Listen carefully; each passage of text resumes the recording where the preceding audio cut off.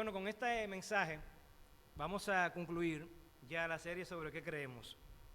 Y dentro de esa serie estábamos en la parte de lo que es el perfil, nuestro perfil como iglesia.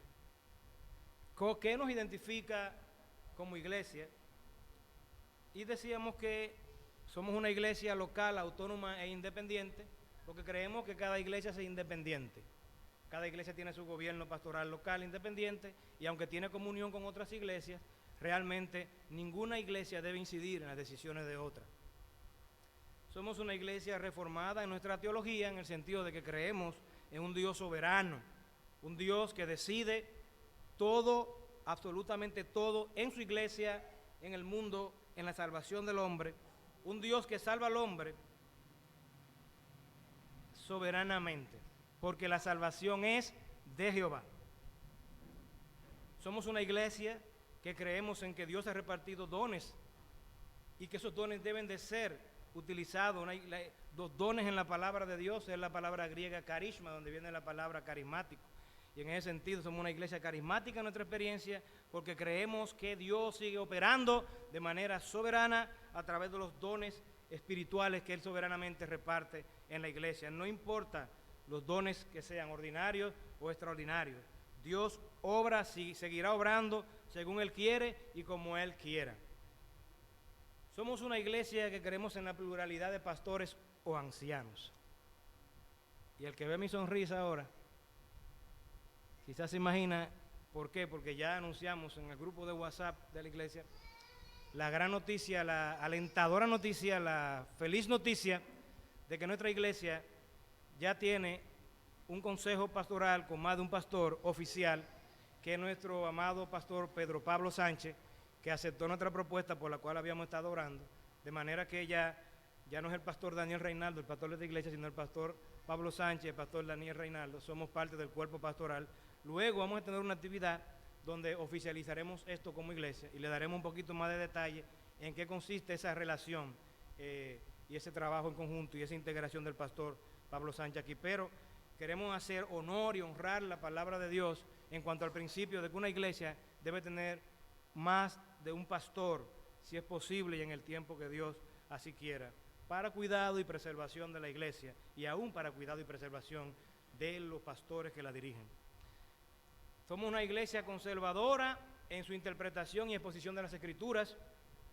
Creemos que la Escritura debe ser fielmente interpretada y en ese sentido hablamos de la importancia de cuidarnos de no interpretar las Escrituras continuamente de manera alegórica y mística, a menos que el texto claramente lo especifique. Somos una iglesia misionera porque creemos en la Gran Comisión y ojalá en el futuro el Señor quiera utilizar nuestra iglesia para levantar otras iglesias en otro lugar, expandiendo así el reino de Dios por medio de nuestro esfuerzo de predicación del Evangelio. El Señor dijo, id por el mundo y predicad el Evangelio a toda criatura, enseñándoles que guarden todo lo que os es enseñado. Y en su labor misionera es una iglesia holística. Nosotros entendemos que Dios le ha dado a la iglesia dos brazos, un brazo espiritual y un brazo material. La iglesia es una entidad por medio de la cual mostramos el amor de Dios, no solamente en lo espiritual, sino también en lo material, dentro de lo que la iglesia en su posibilidad y limitaciones tenga. ¿Para qué? Para reflejar así lo mismo que el Señor reflejó mientras estuvo en esta tierra. El Señor hizo más bien material, entre comillas, no se me malinterprete. El Señor hizo más obras materiales que convertidos, que personas convertidas luego de su ministerio. La obra de misericordia y de amor debe ser un sello distintivo de las iglesias. Y hacia afuera debemos llegar hacia los inconversos, no solamente con el mensaje de la palabra, sino también con el mensaje del amor concreto, no solo en palabras, sino en hechos también. Y hoy vamos a ver algo que va a llevarnos a considerar más adentro la vida en comunidad como iglesia. Varios hermanos aquí ya han escuchado parte de este tema y hoy yo lo voy a presentar como parte de lo que es nuestra convicción como iglesia. Nosotros creemos que toda iglesia debe estar comprometida con una mayordomía de comunidad. Y esta es una iglesia, debe ser una iglesia, como pretendo mostrar por la palabra de Dios, comprometida con una mayordomía de comunidad. Mayordomía, servicio, comunidad, unión en común, una familia viviendo junta, sirviéndonos los unos a los otros.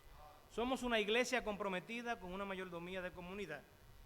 Y en lo que respecta, en ese sentido, en lo que respecta al esquema y modelo de gestión y distribución en la iglesia de lo que es los recursos, las riquezas provenientes de las ofrendas y los diezmos, creemos que, aunque delegada en los diáconos, corresponde principalmente a los líderes de la iglesia, a los líderes ancianos, obispos o pastores, la responsabilidad última sobre el uso de los recursos económicos del fondo común alimentado por las ofrendas de los miembros, promoviendo así una correcta mayordomía económica mediante una gestión mediante una gestión en la que se instruya a los diáconos o a las personas encargadas de servir en la iglesia a que realicen una justa distribución equilibrada de dichas ofrendas.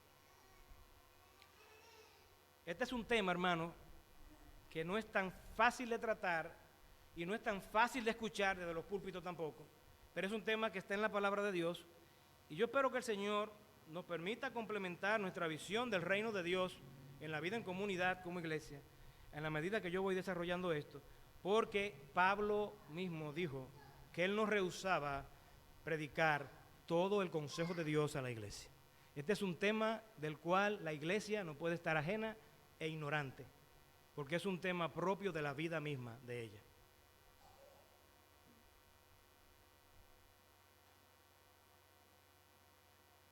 Acompáñenme a Hechos capítulo 4, versículo 35, Hechos 4, 35.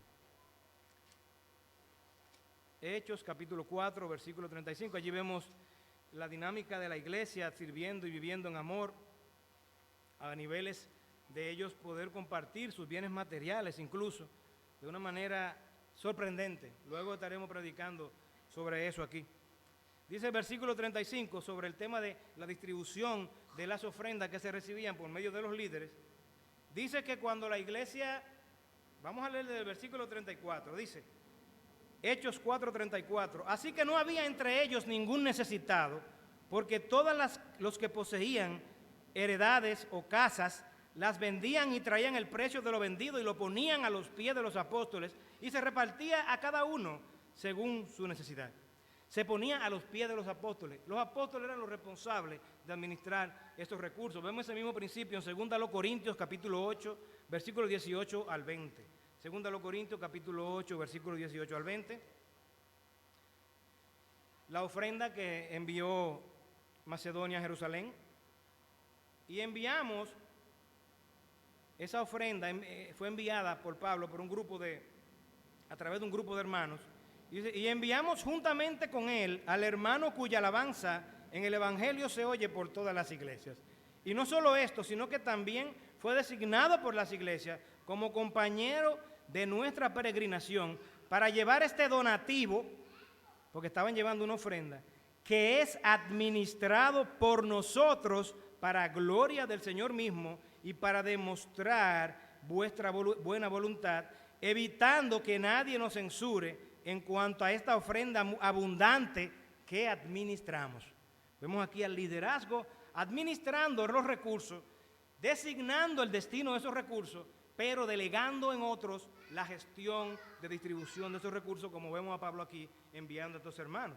2 Corintios capítulo 8, versículo 14, también nos da un principio importante sobre lo que es la justa distribución equilibrada de las ofrendas. Dice Pablo, desde el versículo 13, 2 Corintios, capítulo 8, dice, porque no digo esto para que haya para otros holgura y para vosotros estrechez, sino para que en este tiempo, con igualdad, y la palabra igualdad es ahí con equilibrio, con igualdad La abundancia vuestra supla la escasez de ellos, para que también la abundancia de ellos supla la necesidad vuestra para que haya igualdad. El principio en la iglesia debe ser que los recursos de los hermanos que tienen con qué puedan ser utilizados para que los que no tienen suplan sus necesidades. Y cuando se vire la torta que te toque a ti que tiene y después no tiene, entonces tú, cuando tú tengas y ofrende también, esos hermanos de necesidad sean también suplidos. De tal manera, hermanos, que viendo estos principios, todos los miembros de la comunidad que integran la iglesia local tengan la oportunidad de recibir este beneficio según la necesidad de cada uno. Oigan bien como dice, según la necesidad de cada uno. Hechos capítulo 2, versículo 45, segunda parte. Hechos capítulo 2, versículo 45. Esa ofrenda que llevaba la iglesia y que era puesta a los pies de los apóstoles, dice la palabra de Dios que, desde el versículo 44, todos los que habían creído estaban juntos y tenían en común todas las cosas y vendían sus propiedades y sus bienes y los repartían a todos según la necesidad de cada uno. El mismo principio vemos en capítulo 4, versículo 35, que también ya lo vimos, y en 2 Corintios, capítulo 9, versículo 13, vemos también, vamos allí, 2 Corintios, capítulo 9, versículo 13.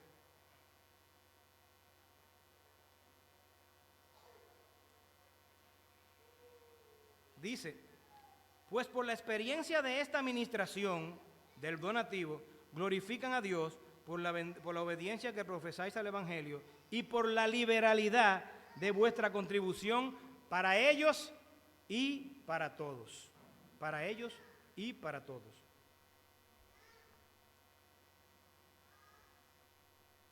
En ese sentido, hermanos, creemos que este modelo o esquema de mayordomía se apega fielmente a los principios y mandatos que componen el patrón bíblico establecido por Dios para tales fines. En este tema surgen muchas inquietudes y preguntas. No vamos a tener el tiempo para poder satisfacer todas las preguntas y las inquietudes. Yo solo voy a dejar que el Espíritu Santo use los textos que estamos mencionando para establecer el punto sin que haya duda de que estamos trayendo principios sin fundamento escritural. Luego, cada uno de estos aspectos de la vida en comunidad lo estaremos predicando aquí, de forma que muchas de esas inquietudes que puedan surgir, pues sean satisfechas. Algunas van a ser respondidas quizás de manera indirecta, aquí. Pero surgen muchas preguntas. Pero espérese, pastor, hay que tener cuidado, que estas cosas no se deben estar predicando en la iglesia, porque usted sabe. Y en un país como este, donde somos un país paternalista, donde nos han acostumbrado a que nos den todo, si usted se pone a hablar de eso en la iglesia, puede ser que estemos promoviendo un espíritu de recotadera y de aprovechamiento. Hermanos, yo estoy predicándole a cristianos convertidos que tienen el Espíritu Santo y que cuando pecan reconocen su pecado y que saben que están pecando. Es posible que estas cosas algunos quieran aprovecharse y no ver el principio bíblico, pero el Señor lo juzgará. Pero no podemos dejar de predicar el Evangelio porque gente abusa del Evangelio. Imposible. No tengamos miedo de predicar la palabra de Dios, porque si hay alguien celoso, si hay alguien que frena el abuso de la palabra, si hay alguien que contrista el corazón rebelde y pecador y ligero, es el Espíritu Santo que mora en él. Y como veremos luego también, este tema es un tema que filtra la fe de muchos.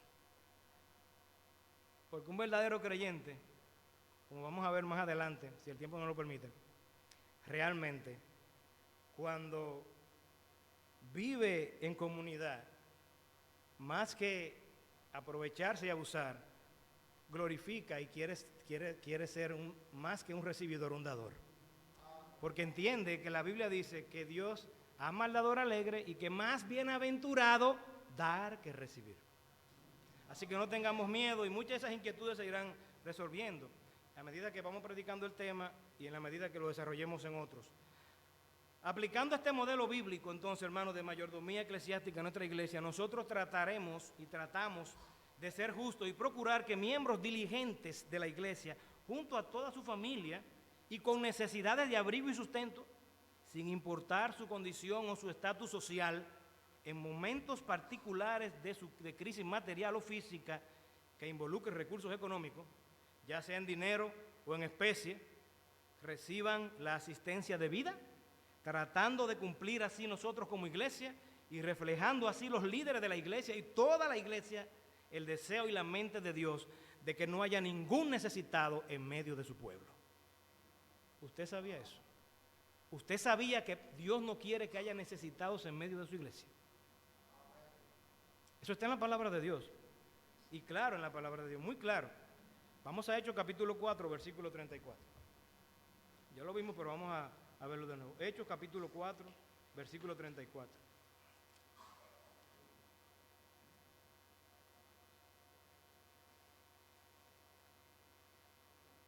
Dice la Biblia en ese texto, así que no había entre ellos ningún necesitado. Y vamos a Deuteronomio capítulo 15, versículo 4. Deuteronomio capítulo 15 es un cumplimiento en Hechos capítulo 4 y capítulo 2 de lo que es ese anhelo de Dios, de que en su iglesia se atiendan las necesidades de sus hijos en necesidad. Hechos, Deuteronomio capítulo 15, a partir del versículo 4. Vamos al versículo 3.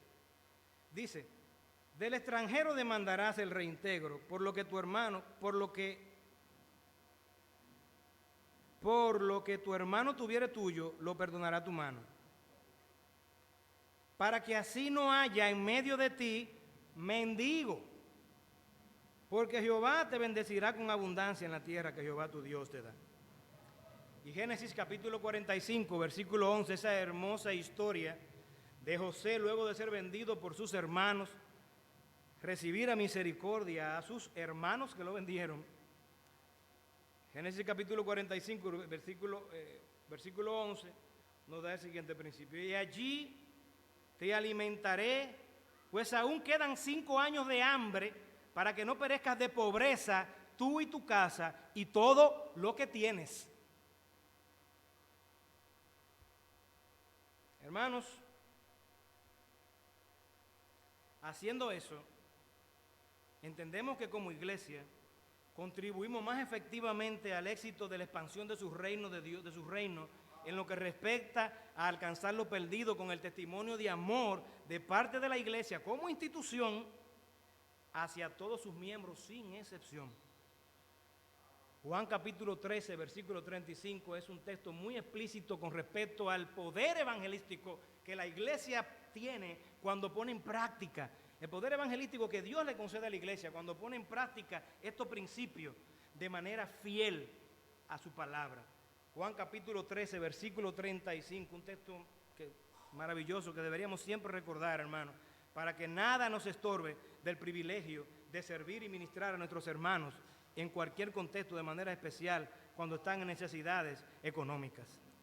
Juan capítulo 13, versículo 35, dice, en esto conocerán todos que sois mis discípulos, si tuviereis amor los unos con los otros.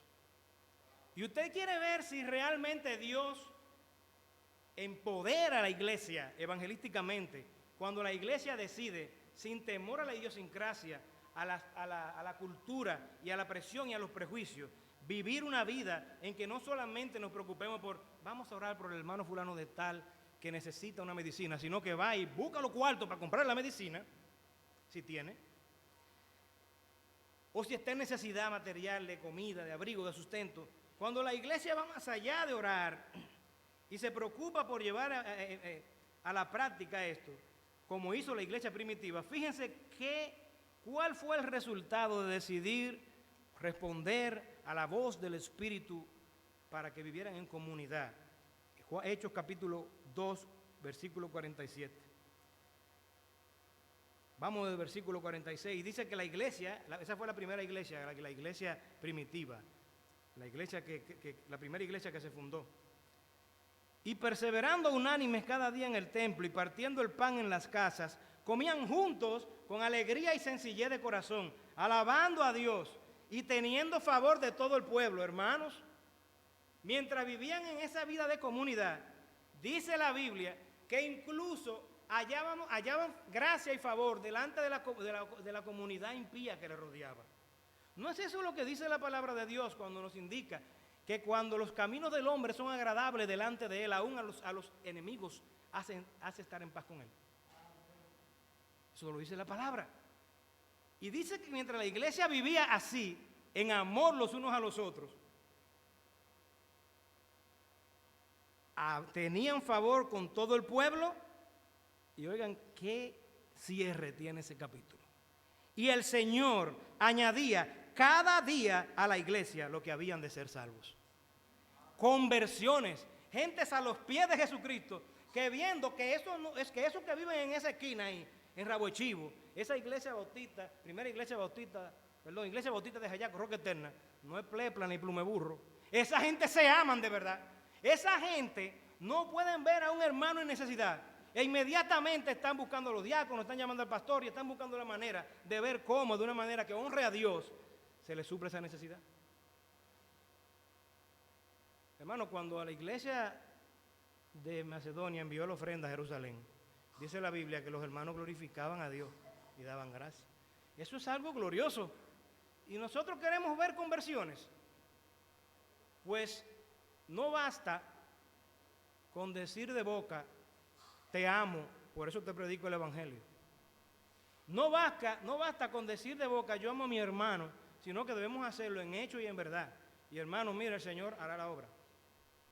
Muchas iglesias hacen campañas, con conciertos, actividades llamativas, atractivas. Eso no es lo que el Espíritu Santo va a utilizar para llamar a los pecadores. El Espíritu Santo utilizará su palabra fielmente predicada, acompañada por el portento del amor, de la misericordia y la asistencia unos a otros en la iglesia. El Señor añadía a la iglesia cada día lo que habían de ser salvos, dice Hechos capítulo 2. Y yo vuelvo y aclaro, hermano, que esto se hace y la iglesia debe hacer eso siempre y cuando se trate de miembros que tengan necesidades reales, entre comillas, porque no podemos hablar de necesidades falsas y necesidades reales.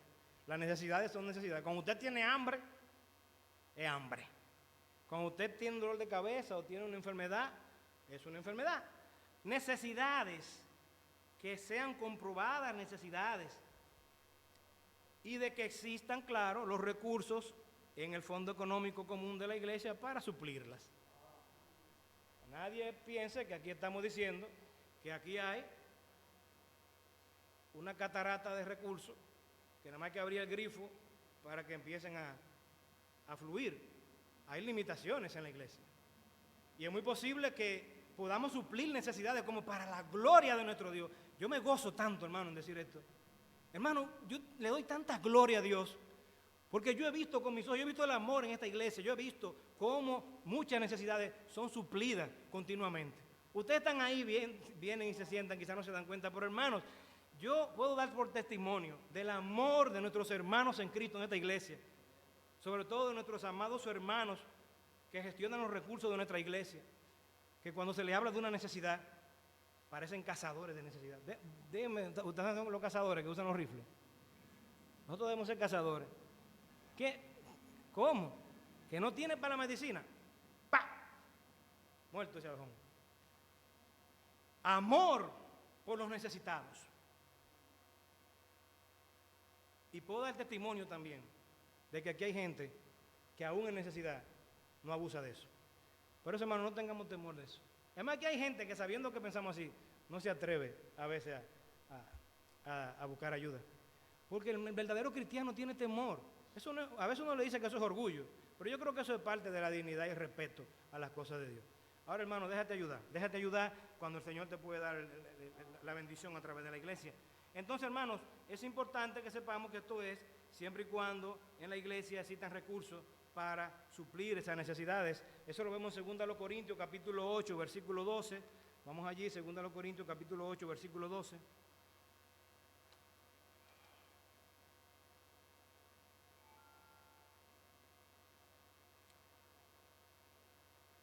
Dice Pablo, a la iglesia, motivándola a que ofrende para precisamente suplir necesidades de los hermanos en la iglesia, que también no estamos hablando de que si no hay, no nos vamos a volver locos. Hay hermanos que tienen mucho deseo de ofrendar para ayudar, pero a veces no tienen con qué. Hermano, no te sientas cargado. Aquí ustedes nunca van, y Dios nos libre, a escuchar a los líderes, posiblemente predicar sobre las ofrendas. Quizás se predique una vez aquí porque este tema hay que predicarlo. Pero ustedes no nos van a estar oyendo aquí, haciendo maratones y a cada rato diciéndote que reclame la bendición, como muchos que predican el famoso y falso evangelio de la prosperidad, para que la gente dé, con la esperanza de que Dios le va a devolver. No, aquí las ofrendas son voluntarias para la gloria de Dios y con deseo de que esas ofrendas y con confianza de que esas ofrendas se van a utilizar para su gloria. Pero el Señor nos da principios. Él dice que lo primero que Él quiere en el versículo 12, primero lo que hay es la voluntad dispuesta. Y por eso será aceptada, según lo que uno tiene, no según lo que no tiene. Es muy posible que como iglesia tengamos que enfrentar necesidades de hermanos que estén en aflicción física y no tengamos, hermano, y no haya recursos, se hayan acabado los fondos. Hermano, miren, puede pasar eso, que se acaben los fondos de la iglesia. Yo creo que en el ahorro para contingencias, pero hay contingencia. Entonces es posible que una contingencia acabe con los ahorros. ¿Qué tenemos que hacer? Ofrendar para que haya fondos en la iglesia. Y si no hay en un momento específico, hermano, no nos carguemos, Dios conoce nuestros corazones. Y se lo digo a los hermanos que administran los recursos de la iglesia. No se carguen cuando pase eso, pero tampoco se carguen cuando vean que la avalancha de necesidades va a agotar la caja de la ofrenda. Porque para eso están los recursos en la iglesia, para glorificar a Dios, supliendo necesidades. Sí hay principios donde nosotros tenemos que evaluar los casos, donde tenemos que concientizar a la persona que está recibiendo la ayuda, de una manera que realmente esa persona también la reciba para la gloria de Dios. Hay gente que reciben, por ejemplo, asistencia de la iglesia y se sienten mal de que en un momento específico la respuesta que tuve que dar a la iglesia después de recibir tanta bendición y ayuda es de ingratitud. Hay que recordárselo. Porque Dios espera de un creyente un corazón alegre y agradecido como en Corintios. Eso no es malo, hermano. Eso no es malo. Nosotros queremos ministrarte, queremos servirte, pero queremos servirte para ver un corazón desbordado en gratitud, gloria, servicio y amor por tu Señor Jesucristo, que imite la disposición de ayuda de la iglesia hacia ti, para que tú también estés dispuesto a tender la mano a otros de tus amados hermanos en necesidad. Hermano, esto es hermoso, esto es precioso, hermano. Recuerdo un hermano que me dijo, tienes que tener cuidado, porque es que entonces la iglesia la van a ver como si fuera una institución de asistencia social, como la del gobierno. Ojalá el gobierno pueda tener estos principios para hacer lo que hace. Es más, decía un reformador, Juan Calvino, que no hay una institución más preparada e idónea para la asistencia social que la iglesia. Amén. En Estados Unidos, ¿usted sabía que en Estados Unidos, yo me voy a pasar un chingo, y de verdad, excúseme, pero necesito avanzar en este tema. En Estados Unidos, usted es un mendigo de la calle y usted tiene hambre, y usted le dan comida y le dan albergue. Si usted llega antes de las 6 de la tarde a los sitios donde dan ayuda, usted y es mendigo o es pobre, el gobierno y algunas instituciones también, ayudadas por el gobierno, lo reciben, le dan por ese día que usted pueda dormir tranquilo ahí, le dan su sopita, su buena cena, y el otro día sigue la jornada de pobreza. Pero ¿saben cómo que se lo dan? Le dan un numerito. Número 1, pase. Número 2, pase. Número 3, el cuartico 4, le toca pan con aguacate. Digo, pan con huevo. Ya yo creo que el aguacate no aparece tan fácil. Eso es dándole a la gente. Eso es contando números para cumplir con un programa. La iglesia no. La iglesia quiere que las personas vean no solo el pan material, sino el pan de vida, nuestro Señor Jesucristo, detrás de eso, mostrando su amor, como vio aquella multitud como ovejas dispersas que no tenían pastor. Dice la Escritura que Él tuvo compasión de ellas. Nosotros como iglesia, hermanos, tenemos un privilegio de poder mostrar la gloria de nuestro Señor, haciendo el bien y mostrando el amor los unos a los otros, no como esas instituciones del gobierno. Y luego, cuando hablemos más de esto, les voy a dar el ejemplo de registros históricos de lo que decían los gobiernos de esa época cuando la iglesia ayudaba. Cuando pasaba eso de Hechos, capítulo 4, que yo le mencioné, que la iglesia vivía así, el gobierno romano estaba asustado. Hay registros históricos que el gobierno romano, que gobernaba en esa época, estaba preocupado, porque estaba la gente diciendo que la manera en que la iglesia hacía eso era mucho más efectiva y mejor que la del gobierno, y eso no le convenía. Hay registro histórico de eso. Entonces la iglesia es la que tiene más condiciones para poder mostrar la gestión de la ayuda y la misericordia. Así que, hermanos, siempre y cuando haya recursos para proveer, la iglesia tiene el deber de asistir a los necesitados. Dice Proverbios capítulo 3, versículo 27, acompáñenme allí, Proverbios capítulo 3, versículo 27. Yo voy a tener que dividir el sermón, ya vi, el próximo domingo, en la segunda parte, así que si usted está interesado y le motiva el tema y quiere seguir indagando más, pues ya sabe que el próximo domingo vamos a seguir, porque no voy a poder concluirlo, lamentablemente. Proverbios capítulo 3, versículo 27, dice: no te niegues a hacer el bien a quien es debido cuando tuvieres poder para hacerlo. No te niegues a hacer el bien. Ya el tú bloquearte a la hora de cuando tuvo un necesitado, desde que se te levanta la reacción de que ya viene este. Tumba ese break. Túmbalo rápido. No te niegues a hacer el bien a quien es debido. Míralo ahí, pastor. Es a quien es debido. O sea, no a todo el mundo. La palabra hebrea debe ser traducida, si ustedes lo ven en traducciones, creo como la Nueva Versión Internacional y la Biblia de las Américas, es: no le niegues el bien a su dueño. ¿Y quién es el dueño de un bien? Bueno, puede ser que sea una gente a la que tú le debes y tienes que pagarle. Pero el principio que hay aquí es que el dueño de un bien es el que tiene la necesidad. La necesidad te hace a ti hacendado, hacendada de un bien. Eres dueño de que te den un bien. Ahora, si tuvieres poder en ti para hacerlo, siempre y cuando haya recursos, siempre y cuando se pueda. Pero si tú tienes, si la iglesia tiene, Dios nos libre, hermano. Dios nos libre, porque como veremos más adelante, eso es tan peligroso para el alma de la iglesia, de los hermanos, y para la iglesia misma, para un pueblo, que Dios dice que cuando un pueblo es mezquino, Dios no bendice sus guerras y sus batallas, sino que le trae derrotas a ellos. Cuando un pueblo es mezquino, Dios, no se distraigan, Dios trae derrota a la iglesia. Incluso hay un pasaje que dice que el hermano, oigan bien, amados hermanos y los líderes de nuestra iglesia, que el hermano que en necesidad va y procura la ayuda y se le cierra la mano, dice la Biblia que ese hermano puede clamar contra Dios, contra nosotros, y nos será contado por juicio. Esto no es tan sencillo. Gracias, amiga. Dios me la bendiga. Vamos a orar por la amiga que está enferma.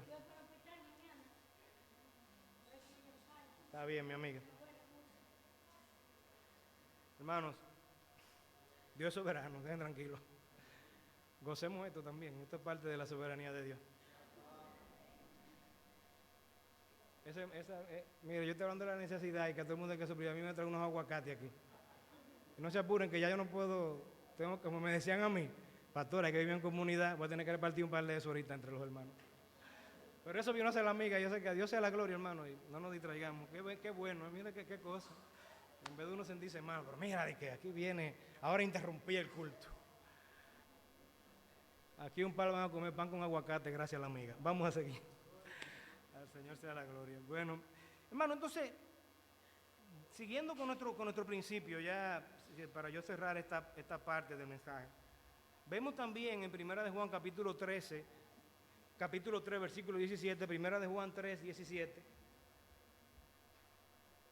Ay, no se me cansen, estoy terminando ya. Juan capítulo 3, primera de Juan 3, 17, primera de Juan. Es un texto poderosísimo, poderosísimo este texto. Pone a prueba la supuesta disposición de amor, que yo estoy dispuesto a hacer todo por el Señor y a darme por el hermano y todas esas cosas que a uno le salen cuando se emociona, hablando de Dios y el amor. Ay, chichi, oiga esto. En esto, desde el versículo 16, acompáñeme, en esto hemos conocido el amor, en que Él, Cristo, puso su vida por nosotros. También nosotros debemos poner nuestra vida por los hermanos. Oye, ¿puso o no puso Cristo la vida por nosotros? Dice, así, o sea, cuando se usa la palabra así es, igualmente, de la misma manera, tú y yo, como hermanos, debemos poner nuestra vida por los hermanos. Ahí no hay nada que interpretar, ahí no hay nada que alegorizar, ahí no hay nada que espiritualizar. Eso está clarito. Tú tienes que dar tu vida por mí y yo tengo que dar mi vida por ti. Tú puedes ponerle alguna cláusula de prudencia y de cuidado y de precaución a ese versículo. Tu vida que tú tienes que dar por mí. ¿Y qué es más? ¿El cuerpo o el vestido? ¿Qué es más? Dijo el Señor. ¿El cuerpo o el alimento? ¿Estás dispuesto a dar tu vida por el hermano? Yo sí, yo por mi hermano hago todo lo que tenga que hacer. Mira, yo me doy por mi hermano, por mi hermana. Versículo 17. Es muy posible, hermano, hermana, que tú no tengas nunca que dar tu vida por el hermano. Hermano, en un país tan libre como este. Vamos a ver si es verdad. Pero el que tiene viene de este mundo y ve a su hermano tener necesidad y cierra contra él su corazón. ¿Cómo mora el amor de Dios en él? Versículo 18, hijitos míos, no amemos de palabra. Muy lindo se oye todo. El amor, los unos a los otros. Yo no como cuento con mis hermanos en la fe. Hijitos míos, no vemos de palabra, ni de lengua, sino de hecho y en verdad. ¿Y cuál es el hecho y en verdad que vimos más adelante? Tienes que dar tu vida. Si tú tienes que dar tu vida por tu hermano, ¿qué es tu cuenta de ahorro? ¿Qué es un bien material que tú tengas en algún momento como la iglesia primitiva? Aquí no estamos diciendo, y lo aclaro, que ahora vamos todo el mundo a salir ahora a buscar, a vender los carros, la casa y todo, porque hay que cumplir con esto. No, es según haya necesidad.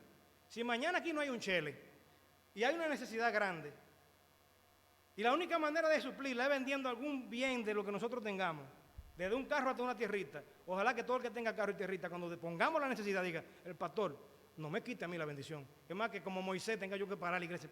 Hermano, paren ya, no traigan más. Es demasiado cuando el pueblo fue a ofrendar. Párense, párense. Amado hermano, esto está en la palabra de Dios. Esto no es ilusión, esto no es sueño, esto es bíblico. Y lo bíblico va siempre a chocar y va siempre a enfrentar nuestra idiosincrasia, nuestra lógica y nuestra cultura. Pero sea Dios veraz y todo hombre mentiroso, dice la palabra de Dios. Entonces todo eso lo debemos hacer considerando aún que es justo que la iglesia ayude a aquellos miembros en necesidad que han sido fieles toda su vida de membresía local, ofrendando de sus recursos para la obra y ayudando a otros como Dios lo manda y alaba y promete.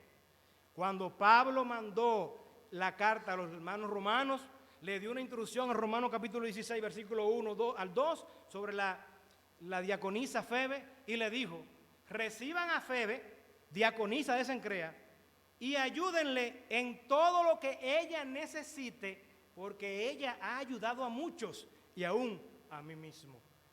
Es un principio de justicia que los hermanos, sobre todo esos hermanos fieles, que no escatiman esfuerzos para cada domingo de lo que Dios según le haya prosperado, venir a ofrendar o traer su comida que siempre tenemos aquí en la ayuda de misericordia. Les recuerdo que no se olviden de traerla para suplir el hambre de muchos hermanos o varios hermanos y a un amigo de la comunidad que no tienen con qué. Hermanos, es justo que a esos hermanos Nosotros no le demos la espalda cuando estén en necesidad. Y no importa que sea un hermano pobre o un hermano rico, aquí hay hermanos que tienen más recursos que otros. Aquí hay hermanos que tienen mucho más recursos que otros. Y si algún día le llega la hecatombe económica, como te puede llegar, hermano, hermana, que está mejor que otro, la iglesia no puede tomar como excusa, imagínate ahora. ¿Y cómo uno puede aguantar? ¿Y cómo uno puede ayudar a una gente con un estilo de vida así, con esos gastos así? Vende tu tierrita. Porque tuvieron dispuesto a ayudarte y hacer lo que había que hacer por ti. Es un principio de justicia en la palabra de Dios. Hebreos capítulo 6, versículo 10, nos dice que Dios no es injusto para olvidar nuestro servicio de amor que habiendo mostrado, que mostramos a los santos, sirviéndole, habiéndole servido y sirviéndole aún. Es un principio de justicia. Servir a esos hermanos que han sido fieles y que esperan en medio de su aflicción, eso es correcto. Hermano, hermana, si tú has sido fiel al Señor, tú puedes anhelar, aunque no reclame, aunque no tenga que, si la iglesia, por ejemplo, es mezquina contigo, no peques junto con la iglesia. Si tú crees que tú has sido justo y fiel y la iglesia no responde conforme a eso, no peques con la iglesia. Deja que la iglesia entonces se resuelva su problema con Dios, porque Dios va a demandarla. Pero es correcto que tú esperes que la iglesia tenga una respuesta pastoral y diaconal como la que José le dio a sus hermanos, como vemos en Génesis capítulo 45, versículos 7 al 8. O como un claro reflejo del corazón de Dios para con su pueblo en lo que respecta a su cuidado físico. Siendo claro en esos textos que mencioné, que Dios no desea que perdamos o liquidemos innecesariamente todo lo que poseemos. ¿Qué significa eso? Que hay que tener mucho cuidado cuando un hermano está en necesidad. Como hacen algunas iglesias, quizá no por mala fe, sino porque no están claros en estos puntos. Lo mandan donde el familiar inconverso a resolver su problema. Vean de tu tío que tiene.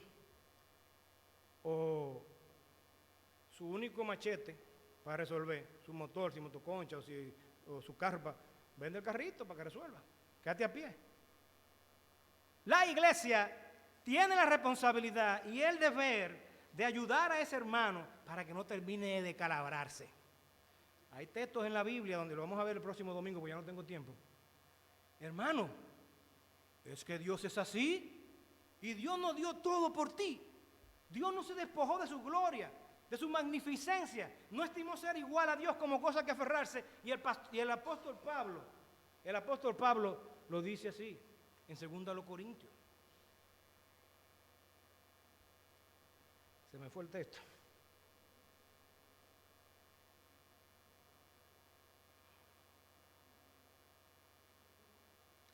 Porque ejemplo tenemos en el Señor Jesucristo, que siendo rico, se hizo pobre para que nosotros en su pobreza fuésemos enriquecidos.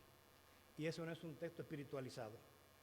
Eso Pablo lo menciona en el contexto de ayudar a otros.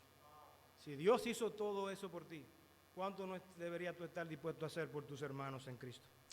Hermanos, esto no se termina aquí. Hay muchas inquietudes, cosas que responder, pero yo espero que haya quedado claro como iglesia de que tenemos una visión de mayordomía como en comunidad, que aquí no es verdad que estamos juntos pero no revolujados, aquí estamos revolujados juntos, unidos todos, aquí somos familia, aquí nosotros la palabra familia le damos un peso importante, familia de la fe. ¿Qué hace usted por un hijo? ¿Qué hace usted por su papá? ¿Qué está dispuesto a hacer por sus tíos, por su abuelo, por su familia? Pues tus hermanos en Cristo valen la sangre que Cristo derramó. ¿Qué deberías tú estar dispuesto a hacer por tus hermanos? Dar tu vida. ¿Estás dispuesto a dar tu vida? Pues afloja el bolsillo, afloja tu codicia, tu avaricia y deja que Dios bendiga, porque dice la Escritura que Él seguirá siendo misericordioso contigo, porque Él te mostrará misericordioso con el que es misericordioso. Amigo, finalmente, esto que estamos predicando aquí no es más que lo que nosotros esperamos ser y reflejar como iglesia, para que tú veas lo que realmente es el verdadero amor de Dios. Ese amor que también, del cual tú puedes ser recipiente. Aquí no estamos vendiendo una idea de que, mira, esta iglesia es así, ahora ven que te conviene, porque aquí no comemos cuenta con los necesitados. Mejor primero ven a buscar resolver tu necesidad de arrepentimiento y perdón para que seas librado de la condenación eterna del infierno. Busca primeramente el reino de Dios y su justicia y luego todas las cosas te serán añadidas. Y la iglesia entonces vendrá a ser para ti no meramente un refugio material, sino un refugio del amor y la gracia de Dios que te tiene tan pendiente, porque Él murió por tu cuerpo y por tu alma, y la iglesia debe ministrar ambas cosas en los cristianos. No se inquieten, hermanos, seguiremos hablando de esto. Cualquier duda pueden hacérmela después del culto, pero falta una parte todavía que yo espero luego desarrollarla mejor. Me pasé con 14 minutos.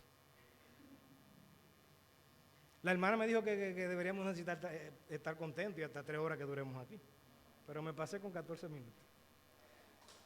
De hecho, el mensaje no duró ni 50 minutos. Gracias por su paciencia.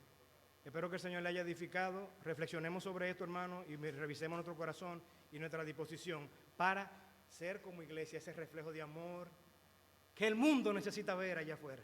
Mucho egoísmo, muchas cosas malas allá afuera, mucho ojalá para su lado. Aquí no. Aquí mi hermano me duele y lo amo y quiero dolerme con él y puedo hacer lo que sea que pueda y haré lo que sea por él.